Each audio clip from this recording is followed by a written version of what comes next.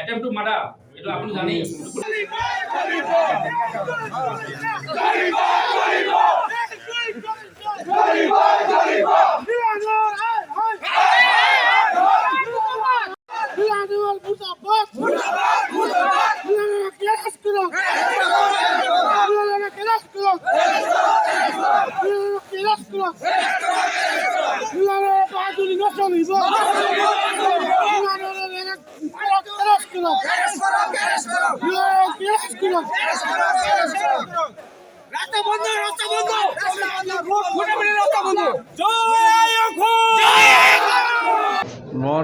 আমাৰ তো দলীয় ৰাজনীতিৰ যিখিনি কাৰ্যকলাপ আছে গোটেইখিনি যোৱাকালিয়ে শেষ হ'ল।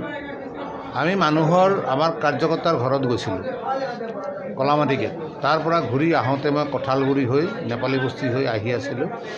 আগফালে দুখন গাড়ী ৰখি থকা দেখি আৰু আমাৰে কাৰ্যকৰ্তা তেওঁলোকে ৰখি আছিল বুলি ময়ো ৰখি পেলাই এনেই সোধপোছ কৰিলোঁ কি খবৰ বুলি সোধোতে লীলা নেৱাৰ তেওঁ নিৰ্দলীয় প্ৰাৰ্থী হিচাপে উঠিছে পঞ্চায়তৰ ৱাৰ্ড মেম্বাৰ হিচাপে।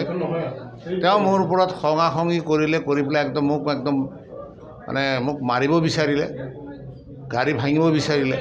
তাৰপিছত তেওঁ মোক মাৰিলেও প্ৰাণে মাৰিব বিচাৰিছিলে। তাৰমানে এনেকুৱা এটা অৱস্থা তাৰ উপক্ৰম। গাড়ী ভাঙা নাই, গাড়ী মাৰিছে কিন্তু গাড়ী ভাঙা নাই একো। তাৰপিছত মই যেনে তেনে ছাইডেদি আগফালে গাড়ী থকাটো মই একদম ছাইডেদি গাড়ী ওলাই লৈ চিধা থানাত আহিলোঁ, হস্পিটেলত আহিলোঁ। আৰু ইয়াততো ৰাইজ জমা হৈছে। এতিয়া উচিত বিচাৰ বিচাৰিছে ৰাইজে। মই ভাৰতীয় জনতা পাৰ্টীৰ মিছামাৰী জিলা পৰিষদৰ এজন জ্যেষ্ঠ নেতা হিচাপে মোক মানি পেলাই বিধায়ক মহোদয়ে মোক জিলা পৰিষদৰ সম্পূৰ্ণ 7টা পঞ্চায়তৰ দায়িত্ব দিলে তত্ত্বাৱধায়ক হিচাপে। আৰু তেওঁ এজন দলীয় সতীৰ্থ হিচাপে নিৰ্দল প্ৰাৰ্থী হিচাপে উঠিছে। তো ৱাৰ্ড মেম্বাৰততো আমি কেম্পেইন কৰিব নোৱাৰোঁ। তেওঁ মোক কিয় টাৰ্গেট কৰি পেলাই মোক কিয় মাৰিব বিচাৰিছে? অপনেণ্ট কেণ্ডিডেট তেওঁৰ ৰাইভেল যিজন হয় তেওঁ ইণ্ডিপেণ্ডেণ্ট, দুজনেই ইণ্ডিপেণ্ডেণ্ট খেলি আছে। তাততো মোৰ কোনো দুখ নাই, কিন্তু তেওঁ মোক প্ৰাণেৰে মাৰিব বিচাৰিছে। এনেকৈ এটা পৰ্যায় পাইছে, মোৰ দাঁত ভাঙি গৈছে। এতিয়া মই আইনৰ আশ্ৰয় লৈছোঁ। আইনে যি ব্যৱস্থা গ্ৰহণ কৰে তাকে মই কৰিম।